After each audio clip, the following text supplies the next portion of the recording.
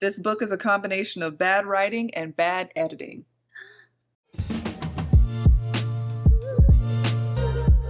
Hey, besties. Hey. Welcome back for another episode of the Hello Bestie podcast. I'm Maggie. I'm Tashima.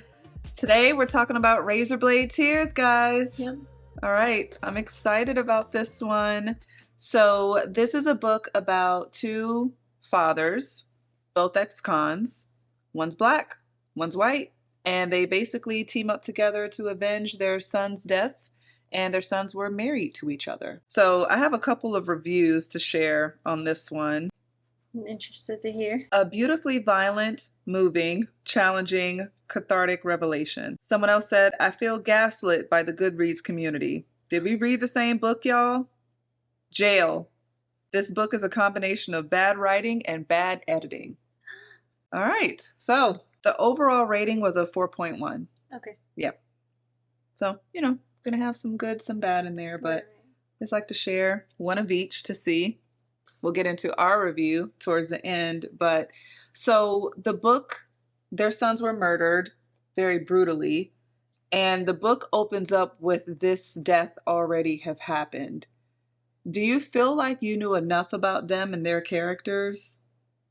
I think so. Like, enough that it seemed like two men that were married were murdered. Mm-hmm. And in the beginning, you're just kind of like, oh, tragedy. You know what I mean? Like, that is not uncommon, right? Unfortunately. Mm-hmm. So I think at that point, you're like, okay.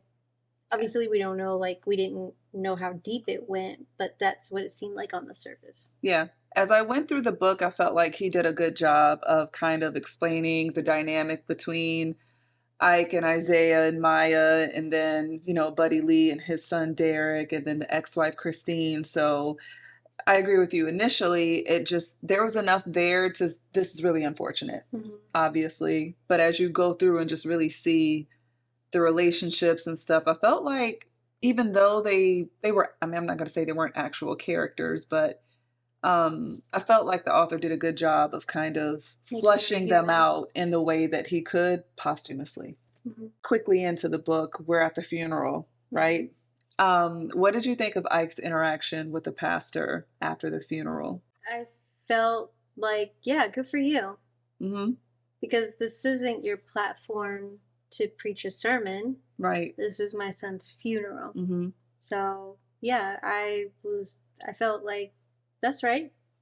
Yeah, I mean, he didn't go in like he could have. He just squeezed the guy's man hard. But I appreciate him saying, you didn't mention anything about my son, who he was as a person, what he did for this community, all of his accomplishments. And he wasn't no damn abomination. Yeah. I also low-key appreciated the wife being like, yeah, you ain't said nothing worse. Definitely. You want to, like... Yeah. You want to dish it out. Now. Correct. Yeah, he needed you. So I was like, ooh. I liked her initially from that. Yeah. Because she's in pain, and like, thank you for sticking up for him, but also don't act like... Right. So I appreciated that in her. So the vandalism of the tombstones. That was a pivotal point because Buddy Lee basically went to Ike. How did you think about that first like from the funeral to Buddy Lee showing up to Ike's shop? What did you feel about their dynamic from their first meeting to the second meeting? I thought it was really weird at first, like how he was acting. He was just like talking and saying really inappropriate things, as over like really like gallus humor. Yeah. Yeah, and just he's trying to say goodbye, he's over the casket, and you're just saying just sideways things. I just felt was really weird. Not like weird for the book, but like for a person. But there are people like that just say inappropriate things when they don't know how to fill the space. Which I felt like held true to his character all throughout the book. Right. So it just, you come to really understand, so did Ike, that this is just how this person is. Right. The whole thing with the tombstone, I felt like that wasn't a shocker to me. That was very obvious to me that that was him Mm. trying to provoke a reaction from Ike. Mm-hmm. Um, I actually in the beginning thought that Ike was onto him because he was just kind of like, okay, I'm gonna keep one eye open on this guy because something just ain't right. Mm-hmm. But so the reaction that he had later at the hospital room, I felt like, but we knew this.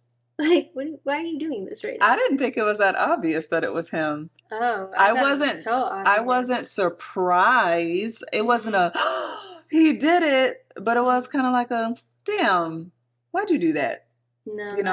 I immediately was like, Mm, yeah, that was clearly him mm, because it was too coincidental that that would happen. yeah. And then he's like, yeah, we need to do something.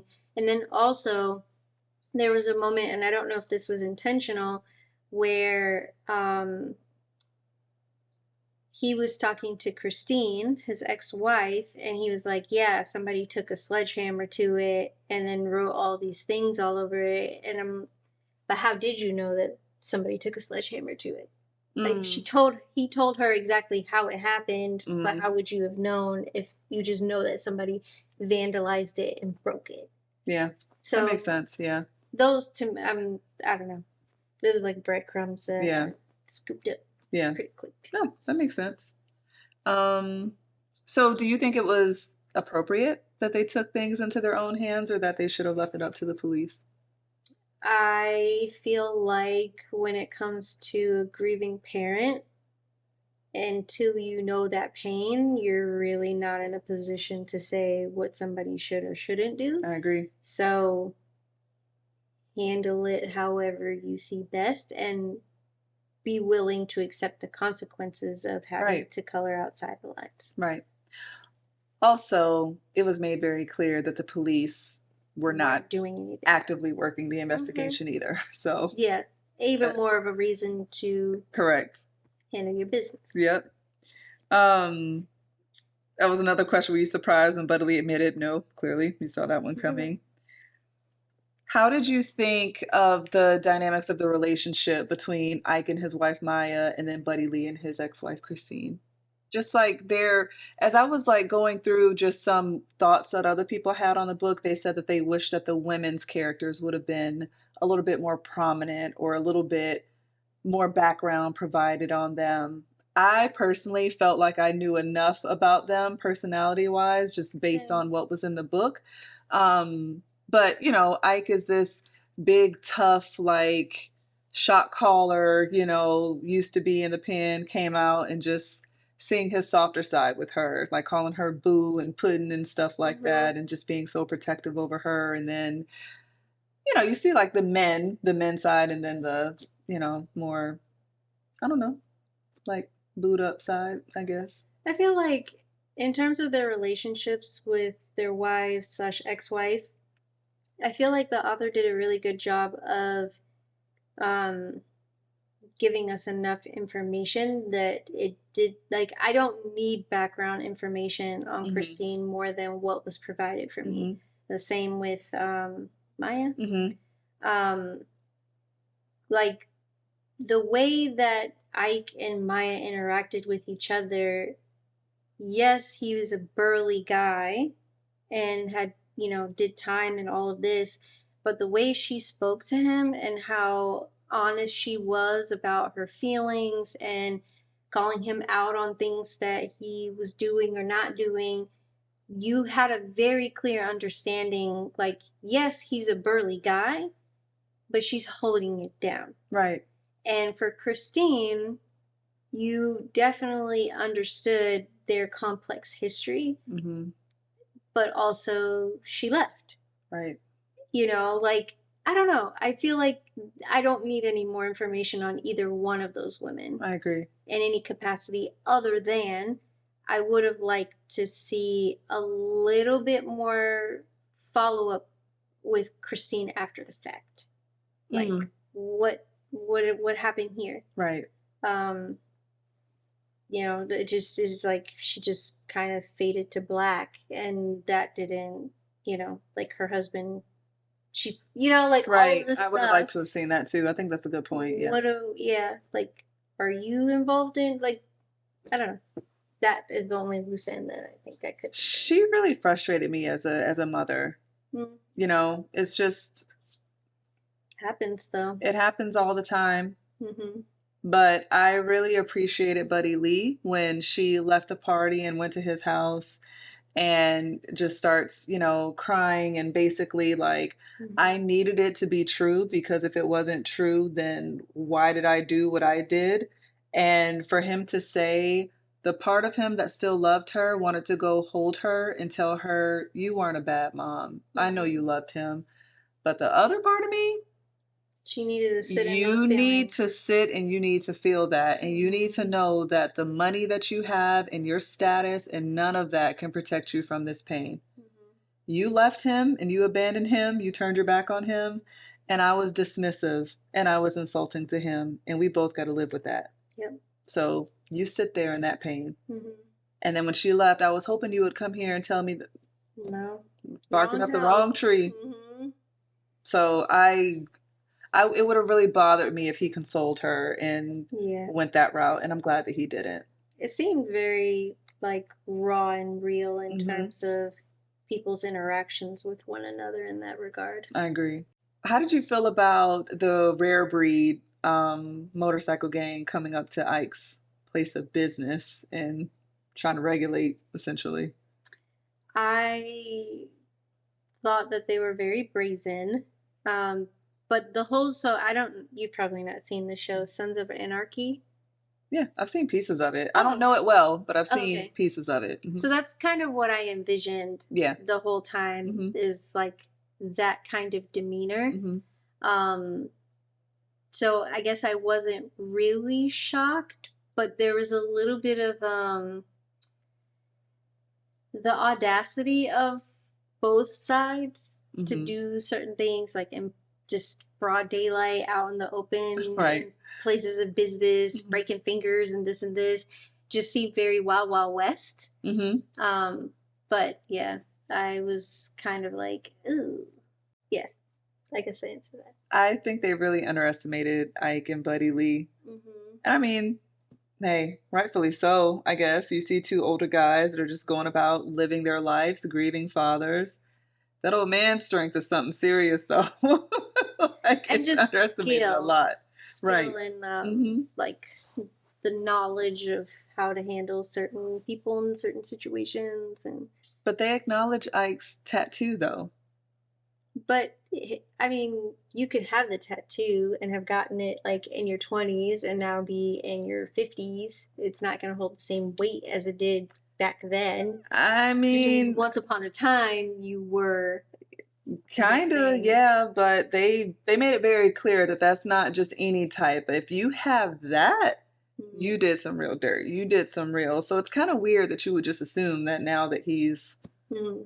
you don't just lose all of that. Right. And like you said, it becomes muscle memory. You know, Mm-hmm. you do this one or two times, it's a little odd, but if you do it enough, it's You do just, it in your sleep. yeah, you do it in your sleep. It's muscle memory now. Mm-hmm. So, I liked all the fight scenes and I thought that made the book very interesting. I felt like it was written very well and was super descriptive and I don't know, it just I always like an underdog story. Them coming Mm-hmm. into these situations and, you know, outmanned and out everything and then getting hurt and beat up and jacked up. It wasn't like they came out unscathed, but I The don't know. bounce back was a little bit too quick for my taste. Yeah. To get pummeled in that way, and then, the same day, like an hour later, you're still off doing all this stuff, Yeah. or the very next morning, you're not swollen with your eyes shut and, like Yeah. you're coughing up blood, but you're still off doing all these things after you've just been like punched in the kidney and all this stuff. Yeah. I don't know. It was a little, just a hair far fetched. Like Yeah. that beating that happened outside of I don't remember the rapper's name, Mr. Get Down. Yeah. I was kind of like, come Yeah. on. Yeah. I But could see yeah. that. I don't know, I chalked it up to adrenaline, I guess, and just wanting to avenge their sons. So the whole Christine's ex-husband, Hmm. no, Christine's husband, Hmm. new husband, and the whole tangerine situation. Yeah. What were you shocked by that? What were your thoughts on all of that? That I was a twist I didn't see coming because the entire time I was thinking that it was Mr. Get Down that she was messing with. Right. And then when he was acting really strange at the barber shop, I just couldn't really put my finger on it because they both walked away saying, "Oh, yeah, I don't think he's lying, but he's hiding something." And for him to kind of be just look like this little kid, Mm-hmm. it just didn't quite make sense to me. Um, but then, obviously we find out that that's not really the case. So it just seemed like there was a lot of hands in the cookie jar. So I guess the only way, like ultimately what I realized at that point is the only reason why Mr. Get Down was even involved in the whole scenario is because Tangerine met Derek at Mr. Get Down's party. Okay. Yep. And then decided to vent to him about the affair that she was having Right. with W, which unraveled the whole thing. But up until that point, you're thinking that, oh, she was at his party because she was dating him, and then that's how, like, at least that's how Got I was. it. Because where does he fall into all of this? Yes. If he's not the person that she's messing around with. So then, yeah, that was a little confusing for me, but not in a way that it, like, threw the story or anything like that. Right. Yeah. So. I was definitely surprised for sure when she was like, wrong letter. Like, and Buddy Lee's reaction was just, I appreciated he was a little inappropriate and stuff, but he gave comedic relief when it was needed. When things were heavy, he just said some funny things. So yeah, I don't know. I appreciated him. But yeah, and then him taking him to Jazzy's house, which I thought Jazzy was a real one because she had just quit because the whole biker situation when they came up there. So that seemed odd that she would get back in. Yeah. Which, okay, he's going to give you 2 weeks pay. Like, whatever he was offering didn't seem like enough for the risk that she was taking on, considering that she just saw these guys in action. But, she did, and that was good. So them taking on Ariana and raising her and her being biracial and all of that, Ike being very standoffish to her and Mike and Maya embracing her. How did you feel about her throughout the storyline? Because she essentially saw all of this. She was involved in everything. She was there when Maya went to go help Tangerine. She was there when she got kidnapped and, I felt like she was around way too much. Yes. Yes. I don't know. She could have stayed with Auntie. Yeah, I just thought that, but I guess in terms of like a grieving mother, she probably didn't want to leave her out of her sight, but then she was taking her to really unsafe situations. Right. Yeah, she clearly is going to need some therapy. But then I guess I didn't realize how young she was until the end. Yes. And then I'm like, oh, okay, that makes sense. Why she was like crying all the time. Right. Right. And not really like having much of a voice in all of that other than like a couple of words. So, maybe she won't remember much of it. I was laughing when Buddy Lee's neighbor like walked and then saw her there. Like, Buddy Lee, who let you watch their child? Yeah. She was, and when he said goodbye to her, I felt like I knew he was not going to make it in the end, and that this would, like, at some way, somehow he was going to end up losing his life. Yeah. Especially he didn't have anything to lose. He lost pretty much everything. I felt that way too. Dying. I felt like this isn't going to end with both of them coming out.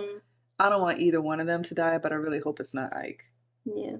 For a second, I thought he was going to, like when they were having the shootout, and then he like looked at his shirt. Yeah. Like it sounded like he had gotten hit. So I'm like, well, dang, maybe he is gonna end up dying.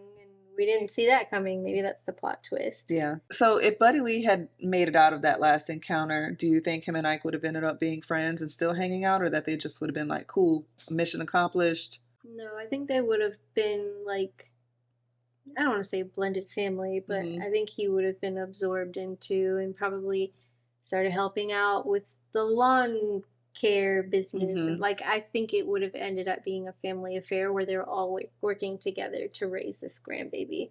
And basically through her atoning for how they treated their boys. Yeah.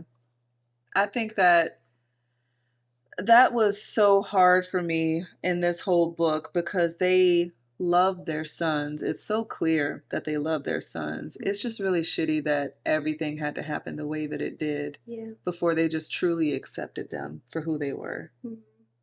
Like, just now, Derek, I feel like based on the way it was written, Derek and Buddy Lee had a better relationship than Isaiah and Ike did. Mm-hmm. It was still strained.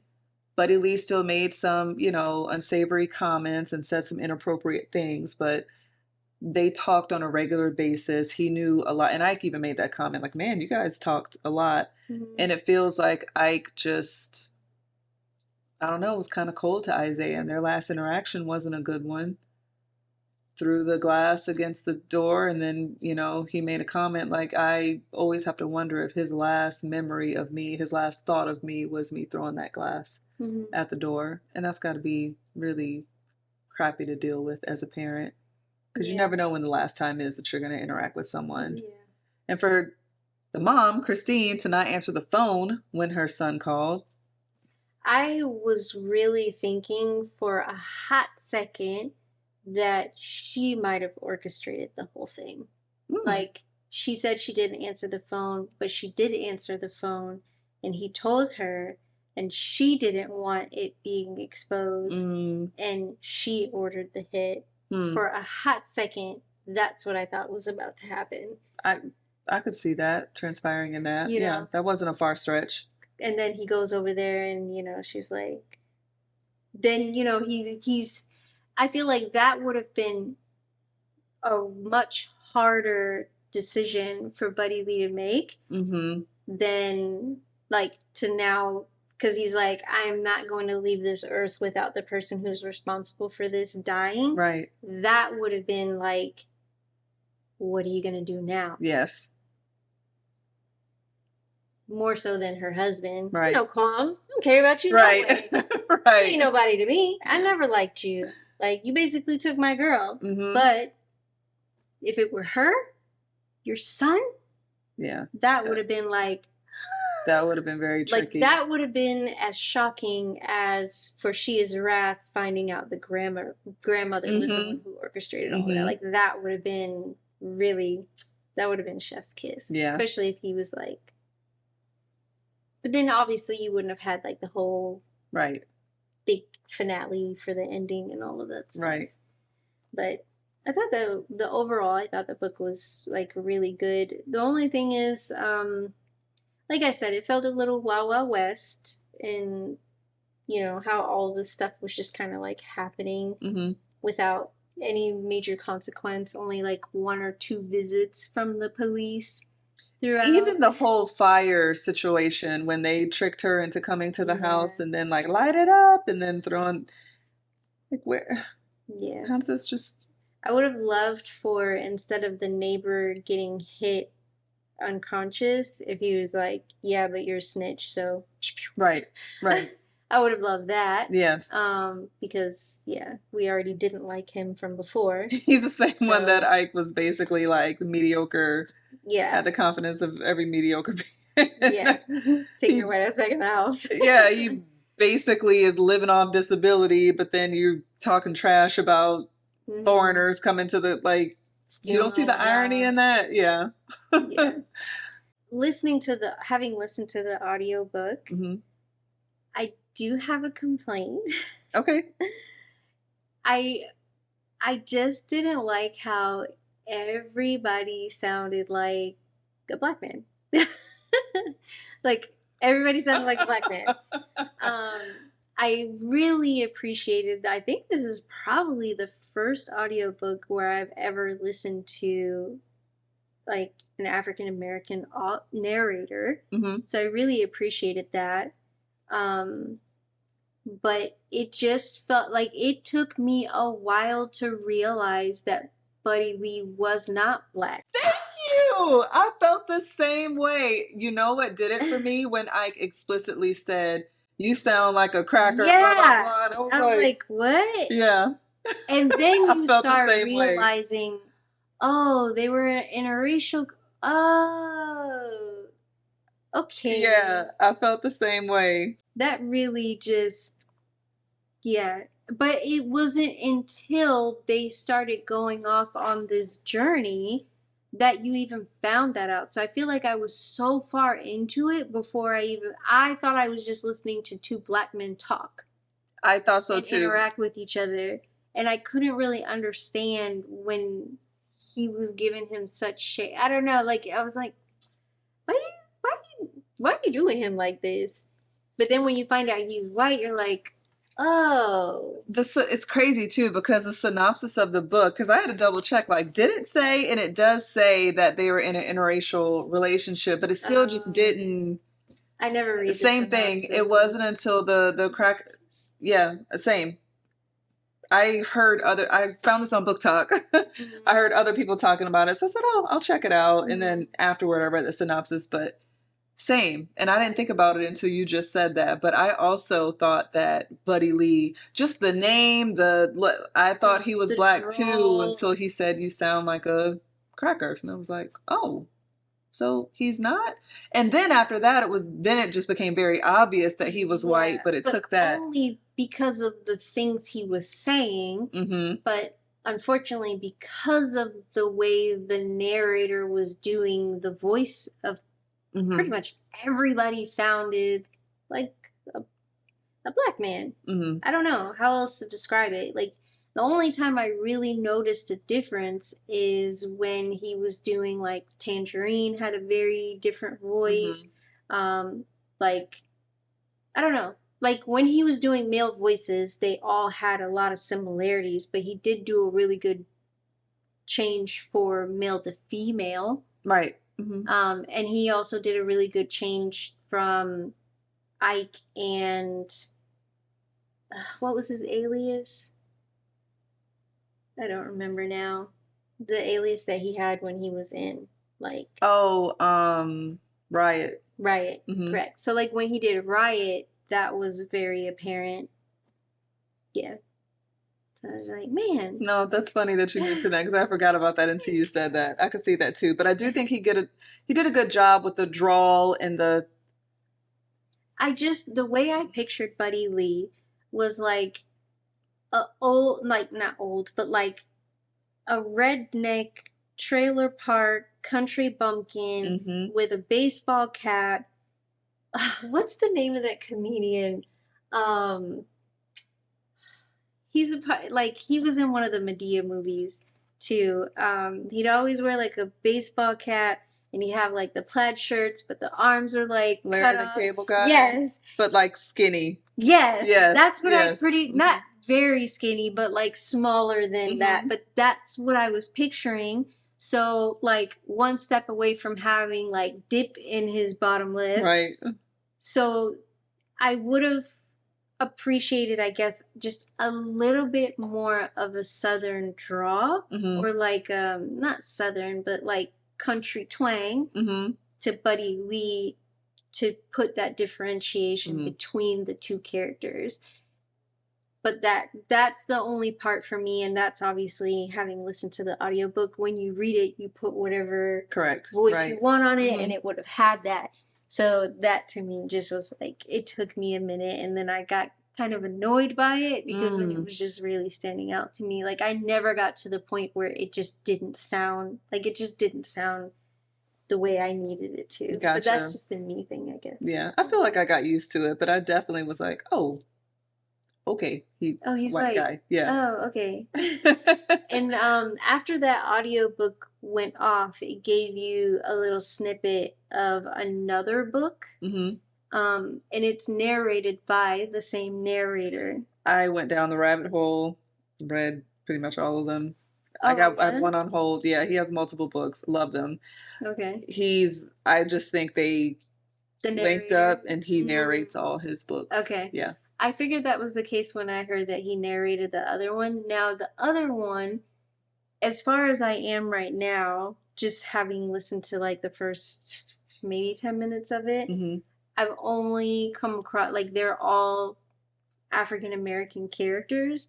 So in my head, like as of right now, it makes sense. Hmm. So that's, but it's no shade to the narrator. I think he did a phenomenal He did job. do a phenomenal job. It's His hard to voice do is different voices. Yeah, chef's kiss. it is. It's nice. I had to look him up to see who it was, He's and I normally kind scrumptious. of shy away from that because, Yeah. but yeah. No, he's tasty. His voice, though, his narration voice, and what he looks like, and Doesn't what I match. remember his voice being from the Parkers, I didn't put all that I don't together. remember either. Yeah, I don't remember his voice sounding like that, but That's nice. he did a I good wouldn't job. mind him doing a spicy butt. Just to throw that out there. So another thing that I found sad was Tangerine just basically oblivious to the fact that Yeah. this guy was behind all of this. Yeah. I was equal parts pissed at her, like, girl. You're so But then dumb. also, damn, Yeah. that's really sad to be Gotcha. that far gone. Yeah. Yeah. Ike dropped some bars that I highlighted. I mean, I didn't highlight because I don't do that with my books, but I tabbed it. He said, Gerald ain't the person you told yourself he was. That's a hard lesson, but it ain't nothing to be ashamed of, Tangerine. We all learn that lesson, or we teach it to somebody. I was like, ugh, Yeah. ain't that the truth? That is. Bars, Ike. The author did a phenomenal job of just really getting us to understand the pain that these two men were in. Mm-hmm. And even Maya, just so much regret. Like, it was palpable. It was. I don't know. I just think that the author did a phenomenal job in just really like getting you to look at something from a new perspective and watching these two people really grow, and like Tangerine's not working, at the shop. Right. And just being embraced into this family that really I don't know the word I'm looking for, but like weren't accepting of their son in such a way that through all of this were able to grow and then accept this person into their life, even though she kind of was like at the root of why these two boys ended up losing their lives. Yeah. So that was really unfortunate, but I thought it was so beautiful when they were going around and trying to figure out what was going on, and everybody that they spoke to was like, they were wonderful. They were great. Everybody loved them. Right. Not a single person had anything bad to say about these two people who, even through all of the hurt and pain that they received at the hands of their fathers, still had pictures of their fathers in their home. Right. Despite, not being accepted, them not going to their weddings, or their wedding. Just, I don't know. I thought it was just very beautiful. And I did get choked up. I did several times. It was very beautiful and very heartwarming and heartbreaking. Yeah. Because it's all they wanted was to be accepted. That's it. And just something as simple as Ike keeping his hands in his pockets at the barbecue and not shaking his Derek's hand when Isaiah's trying to introduce him to him, or before he threw the glass, that whole conversation that they had, like, we're going to adopt a daughter. Like, so what, is she supposed to go to school and talk about her two daddies and everybody ask her who's the mommy? And he's like, I tell you, I'm about to marry the love of my life and I want to have a child.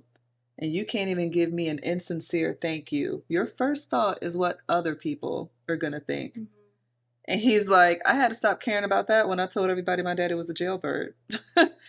So if you want to talk about embarrassing, I've been there, done that. There's nothing that these people can say, and I can't live my life for them. And I love the strength that they had, that they still just insisted on being exactly who they are. Yeah. And raising a family and living their lives and going to work and, but still trying. Yes. Like, extending that olive branch and saying like, I really am trying. I really, really am trying. Just like we talked about with Evelyn Hugo, how sad it is that it shouldn't be that hard to be in love with someone. Right. All these outside influence, you really shouldn't have to deal with, this wasn't like a massive age gap or someone is a predator in this situation and someone is a victim. Like, these are just two guys who love each other, want to be married and want to start a family, want the same thing as everybody else. Right. And their parents aren't accepting it or their dads aren't.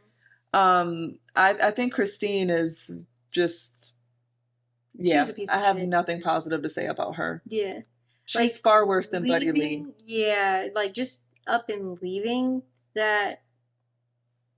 Yeah. Turning him away and getting all biblical on him, and that's just... Yeah. Like, it's just not right. I just can't... I don't know. It's just like, where do you get off acting like you're just so high and mighty? Right. What? That's your child. Yeah. So, I don't know, but it was a good read. So overall, what would you rank it on a scale of 1 to 5? I would give it a 4. Again, I didn't really care for some of the like Wild Wild West type stuff. But not enough that I'm gonna say like, oh, this is a terrible book, worst thing ever, jail. No. Yeah. I thought it was a good book. People are... Yeah. It's the worst thing you ever read, ever? I feel like emotionally, if a book can touch me and make me cry or teary-eyed or like evoke emotion, it's written well. You did your job, regardless of how I think about some of the things being hokey. Right. Mission accomplished. Absolutely. I agree. So I give it a 4. I give it a solid 4.3. I liked it a lot. It's a book that I will reread, and yeah, it touched me for sure. It was on my TBR, so I was really glad when you picked it. It probably, TBRs, they're just a mile long. So I was reading other reviews for this. I mean, I only shared a couple, but someone was saying that they didn't believe how, how you mentioned just how the quick recovery time, basically, but someone was saying that they didn't really find it believable how quickly they just accepted their son's lifestyle. How you felt this strongly about it, but now all of a sudden and I'm like, death will do that. Yeah. Like, as fast as death happens, you realized, what was I doing? Yeah. So I was like, this person must not have kids or has, or lost somebody. Right. Yeah. Had like loss with regret. Right. Because when you are in a position where you lose somebody and you regret anything, yeah, all of this other stuff seems very insignificant. It's instant. Like, yes. Why was that even a thing? Right. And then, yeah, there's nothing you can do about it. Hindsight is 20/20. Right. So, yeah, I don't know. So that doesn't make sense. Just take reviews with a grain of salt. Read things for yourself. If you feel like it's a good synopsis, or if you don't read the synopsis ahead of time, give things a chance. All right, besties. So next week we will be reading Pretty Girls by Karen Slaughter. So that's supposed to be, I don't want to say controversial. Is it? Would you say controversial? I don't know if I'd say there's controversial. There could be, yeah, there's some strong opinions about it. Yeah, it's a little graphic. Okay. Yeah. Yeah. So we are going to read that next week. So, yep. Let us know your thoughts down below about Razorblade Tears. And again, as always, let us know what's on your TBR and what are some things that you think we should read together. Absolutely. So we will see you next Tuesday, same time, same place. Bye. Bye, besties.